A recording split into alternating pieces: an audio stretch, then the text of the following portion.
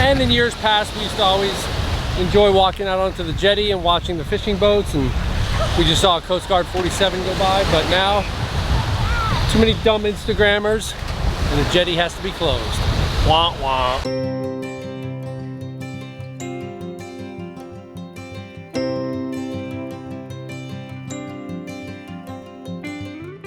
Okay, welcome to this week's episode of Luv Subbin, and it is a northeast heat wave. It is. It's been very, very hot. Yeah, it's in Bennington. It is, I think, almost 100. Yes. Which we almost never see in Vermont. And that's inland, and so we're right on the coast. Where we measured 92 just a few minutes ago. Mm-hmm. So and it's about 5 o'clock at night. And so we are going to give you some tips and pointers on how to survive your RV trip when things get super hot, as well as taking a look at the new Salisbury Beach kind of campground, since they've done some changes and modifications. Yes. And kind of show you how we're surviving the heat in this epic heat wave. All right, it is in the mid 90s, and you can see we've got the awning down and the sunshade out. And this is even though we're not even sitting under the awning. And this is because anything you can do to keep that aluminum skin cool is good. And in our case especially, the fridge, as the fridge tries to remove its heat, the cooler it is, the easier it does that. And so you can see the two vents there where our fridge is. The fridge is doing good, but if it was not, I would open up that top vent where it's venting. And Zip-D is doing good. Everybody says you can't have it out when there's wind, but you can see there's some wind. Zip-D's doing fine as we battle the heat. So if you want to see how easy it is to purchase and install this Zip-D sunshade, which was awesome this week, go ahead and check out this video up here. We show you how we did it. And now more than ever, it's important to make sure your condensate is dripping and you've got a nice puddle of happiness where the air conditioner is removing all that humidity. So as Cindy's editing one of our videos here, you can see the voltage that we're running right now is 118, and that's with boosting. So without boosting, we would be running at about 106.2. Is that enough to run our air conditioner, or would we be SOL? Yeah, you'd be able to run your air conditioner. Now, a lot of EMS systems will shut power off at 106. So we're just above the point which, if we had a non-autoformer, would still be able to run, but you'd be running at about 106 volts, which is not as good for your air conditioner as running at 118 volts, which the air conditioner likes because it'll run at a lower amperage. Running at a lower voltage means a higher amperage to get that same wattage. So it must be all these big rigs that are running their air conditioners. It's 90 something degrees outside. All the big rigs, the 50 amp ones, they're all pulling, so that doesn't help. You can see the downside to putting the Reflectex in. It's kind of dark. It's a little dark. We don't have Reflectex in on our Fantastic fans, but I like that because it does give us some light. And this one right here, the Reflectex in this big window here, is huge because the desk is right here, and you can really feel like at least a 10-degree difference. Yep, we did that in Kentucky, right? When we did some measurements there. A 10-degree difference in temperature with that there than without it, so it makes sitting here much more comfortable. And of course, I haven't forgotten our tow vehicle. We've got our sunshade up front. I do have sunshades for the side, but they've been a pain in the butt. I didn't really cut them that well to fit, and they constantly fall down. So we've just opened up our windows, both in the back and on the sides, and we're also venting the back to make sure nothing overcooks in the back there. It's just letting some heat out there. But yeah, it's hitting the mid-90s here. Getting warm. And of course, because like the FAA, our procedures are as a result of mistakes or accidents. Because the truck windows are open, I will go ahead and hang our remove before flight right there on the door, and that'll remind me to close the windows. I left the windows open once when it rained, and we had wet seats. Are we ready to flip the sausages? Yes, it is a gorgeous night here at Salisbury. Today was a work day. We actually finished editing and uploading our We Sing video, so if you want to see us sing, if you haven't already, you can click on this. Please don't unsubscribe if you watch the video. We're not great singers.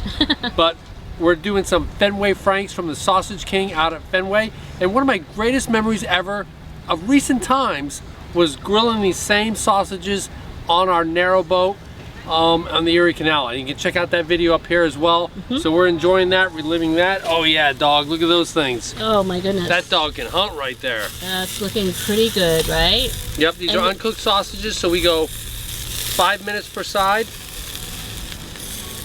And the for a total of 20 minutes. And the packet is green peppers and onions, yep. and those get flipped every single time as well. Yep, for 20 minutes. All right, it's a great night here at Salisbury.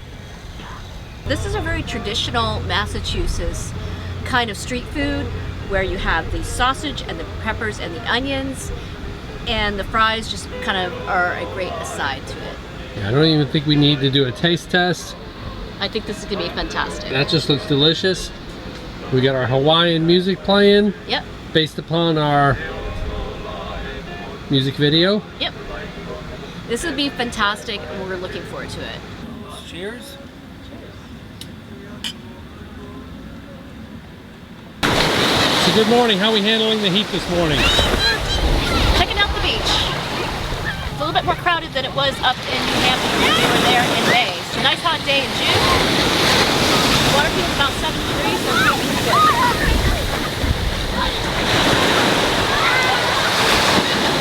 And as Cindy said, the beach is pretty crowded these days. So you can see down there is where the campground is, where it kind of turns on that curve right there. So we sort of have our own little beach there, but it's not as extensive as this, and it doesn't have the waves. Yep. So it's nice. So the downside of going out into the water with my shoes on, I'm sand encrusted, and all the little spigots that you're supposed to wash your feet off with, because they're nice and down low, like this, have had their handles taken off. Probably because too many delinquents have been filling water balloons. You can see the evidence there. True. So they had to remove the handle. Right. So we saw our fridge temperatures creeping up into the 40s. So another tip in super hot weather is if you have a fridge compartment like what we have here with the dual things, this is the condenser right here. This is where the ammonia gas condenses into a liquid, and you want to keep this as cool as possible. That's why they've got the cooling vents and this little fan. This here, though, will restrict the flow of air coming out. You know, some of it will hit here. It's not all going to be removed. So the more you can get that cool air into the system and the hot air out, the better your fridge will perform. So you're looking at this little folded metal thing, right? Yeah, that's actually cooling fins. Okay, so that's what you want to try to keep cool, correct? That's what this thing is doing here. This is just basically a computer fan. This is the same one we've had for 22 years on it. And it's done great. And it's still running. Now, what some people will do is they'll either put 2 fans here, or they'll put 1 fan at the bottom to draw in air, cool air. So they put it in the reverse. All of those are improvements we've not had to do being in the Northeast for the most part. Correct. And it's only, you know, how often do we get heat waves like this in the Northeast? Very rarely. So, and our fridge is normally doing pretty good. So we have cranked it up to about 5. Yeah, normally it's at 4. 3. It's at 3. 3 usually. or 4. Yeah. Okay. So yeah, trying to keep things cool. So we realized it's been a long time since we've been at Salisbury Beach State Reservation.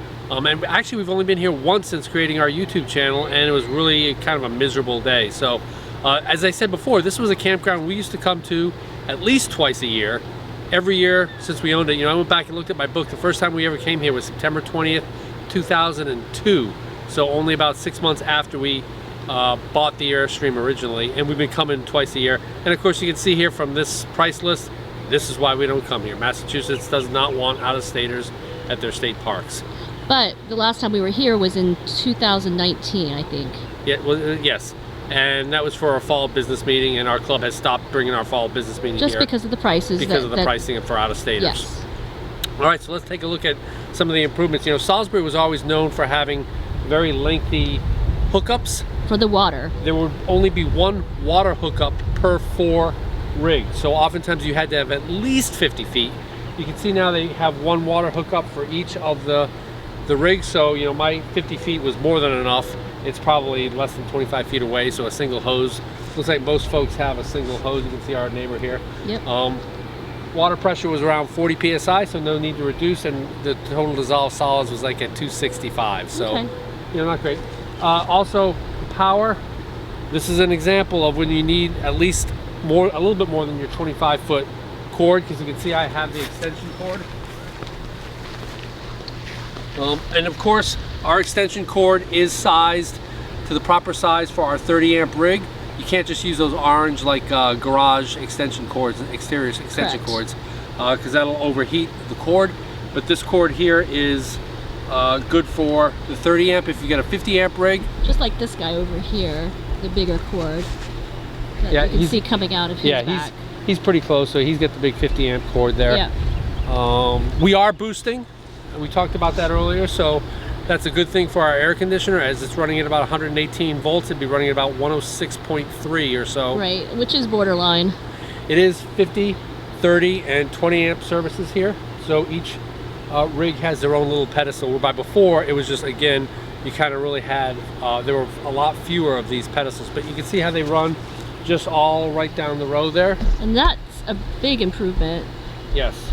However, if you look down the road, Sin, this contractor would have driven me nuts. Oh, because they're not cut straight, right? Yeah, that is entirely unacceptable. Huh. If you're one of the contractors who put these in and you're a Luv Subbin subscriber, come on! You need to get them straight. I mean, even these here. Yeah. So some of the other improvements. So they got these at Salisbury here. It is pretty windy, and they used to have these hurricane tie-down ports. They've gotten rid of all those. Basically, you don't need it. I mean, any hurricane that hits here, they're going to evacuate. Yeah, and close the park. So they but I think they were a tripping hazard, probably. They were, and so they got rid of all those, and they were. I kind of like this sand, beachy kind of surface. This used to all be concrete here. Yeah. So they've got this sand, beachy surface. The back ends here are super easy. They're really angled perfectly to make it. If you can't back into Salisbury, maybe you need to go back to the Luv Subbin school backing in. Though I do remember we had to help somebody who was backing into the Chili Man, remember? Yes, he was backing into a tree. And right, normally I don't help people, figuring that I don't like getting help when I'm backing in, but this person was going right into a tree, barreling right towards it. And he didn't look above his sight. And I got up and started screaming, waving my hand, saying, stop, stop, stop. He was just backing and didn't recon. Yeah, but some of these trees, you're just going to have to watch how they lay over the campsite. Scrubby trees. Yep. We're right near the beach. You can see our beach access is right beyond that wall right there. So every time I hear some maritime traffic come through, I'll go out and you can sometimes see the top of the sailboats as they come by. Yep. Saw one Coast Guard 47 coming through, going out for some surf training probably. Not too many seals, but I think it's probably because of the warmer weather. They're staying in the water mostly. The barbecue grill, which who uses those things? I don't know who does, but it's a little rusty. And then the it's an unusual fire pit. It works. Small. Yeah. So today was actually Juneteenth, correct? Yes. And it was a Wednesday, but we were supposed to go out, or we wanted to go out to Newburyport to see what was out there, and we decided against it because the traffic was such a snarl that it was going to take us an hour to go 6 miles. Yes, Juneteenth is a state holiday in Massachusetts, so it is very busy. The parking lot for the beach was packed. It was just crazy. And when it's a really hot weekend or a really hot holiday, there's not very many access roads out here, and they just do get snarled up. Yeah. Well, we weren't going to sit in an hour's worth of traffic when it's 90 plus degrees. Yeah. There was no reason for it, so we just stayed around here and enjoyed the beach. So we're going to continue our trip for one more day to Elacoya State Park off Lake Winnipesaukee, to continue to try and avoid having to go home where we have no air conditioning. Almost no houses in Vermont have air conditioning, including ours, and our air conditioning has been working like a champ. Yes. On low, 90 degree plus heat, and I actually, when I took a nap this afternoon, had to have a blanket around me. So yeah, it's doing great. So the one thing we will show as we leave is the improvements to the dump station. Yeah, the dump station here was an absolute disaster and is the scene of the worst dumping episode I've ever seen in my life, and I'll show that and explain it here. Okay, sounds good. So anytime you have really super hot weather like this, you've got to keep an eye on the sky because of the weather. And it looks like we're going to have a line of thunderstorms coming in about a half an hour to 45 minutes or so. Yeah. So, as we've said before, now is the time to start bringing in your awning, bringing in your flags, your tables, all of that stuff. Anything that can blow around. And engaging in storm prep. The last thing you want to do is put in an awning during a storm. Or at the beginning of a storm, because you never know when those big winds or microbursts might. Or looking at your awning after the storm all destroyed, flapped on top of your RV. True. So yeah, let's go ahead and start bringing the flags down, getting ready for some storm prep. So tonight we're at Salisbury Beach, and we were very fortunate to get some very fresh haddock. And so it's got a little skin on it, so we're gonna put it on the barbecue. This is how it's sort of set up on this little tray because we want some extra oil underneath it for the skin side. We have some onion and some dill, some lemon juice, salt and pepper. We will do this with a rice pilaf, and I think this will be amazing. Okay, so you saw Cindy prepping the fish inside. One of the keys to cooking in hot weather is doing as much grilling as you can, which is not too hard for us. Yep. But we've got this wonderful haddock from our friends Chuck and Rose over in the Airstream known as Firefly. Yes!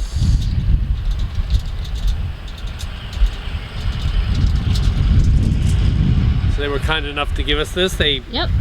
This fish was swimming yesterday, basically. So, absolutely. Yeah, we're gonna go ahead. The key to cooking fish with skin on is to have a super hot grill, have it clean, and we're gonna go ahead and make sure the grill is oiled. We're also gonna add a few smoking chips, so let's go ahead and do that. Yep. Now this is another way to prepare haddock, because we did the whole clam chowder thing when we were in New Hampshire, but it was a colder evening and rainier evening. But this is about as good an evening as you can have on the beach in Massachusetts. The country is locked in a heat wave. Yep. We've got a vest on to stay. Yeah, I know. It's great to be on the shores. So I am going to super oil the grill, not just pan it, kind of super oil it.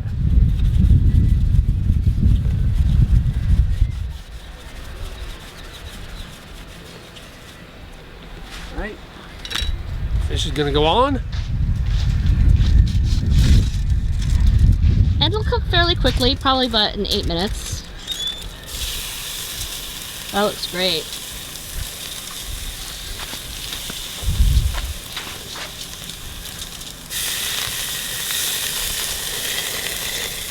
Go ahead and snuff this out. Yep. A little extra oil is going to catch on fire, but that should snuff it out. All right, 7 minutes later, Yep. let's see how it looks. Yep. So you don't want to flip it, and you're going to keep it as is for 8 to 7 minutes. So it's been about 8 minutes. Yep. And we're going to see what they look like. Ooh. Oh yeah, dog. I think that fish can hunt. I think that fish can hunt. Oh yeah. They're looking good. All right, see how'd it turn out? I think it turned out really amazing. And if you just want to do a very simple side, a simple side rice pilaf is the perfect accompaniment to this.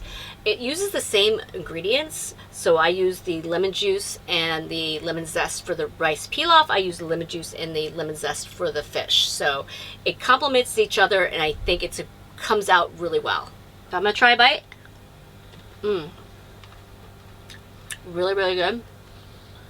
You can taste the smoking chips in the fish itself. The fish is very firm and very fresh tasting. So excellent. So we're here at the dump station at Salisbury Beach State Reservation, and they have made some massive improvements since we were here last time. Last time there was only 2 dump stations, and it was just a free-for-all. You know, there's 440 campsites at this campground, and on a Sunday around 10 to 11 checkout time, it was just chaos. It was. But you can see the improvements they made here with all the different lanes. So we now have 4 lanes. Yes. And you can line up nice and easy. Yep. So this is really nice. And this was also the site of the worst dumping experience I've ever had in my life. When you can see this truck camper here, he pulled up in front of us at the old dump station. So he just let his valve go and whooshed onto the concrete. Yep. I was next in line. Yeah, lucky you. That was terrible.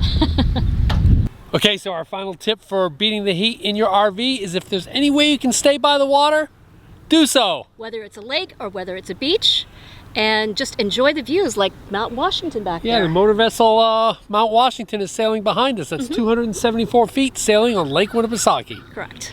Which Ellicott State Park will be the subject of next week's video. But if you like this video, Give us a big thumbs up. and if you think we've earned a subscription, Click to subscribe. And comment below if you have any tips for beating the heat in your RV. Because we come out with RV and Airstream related videos just like this one every Tuesday. Thanks for watching.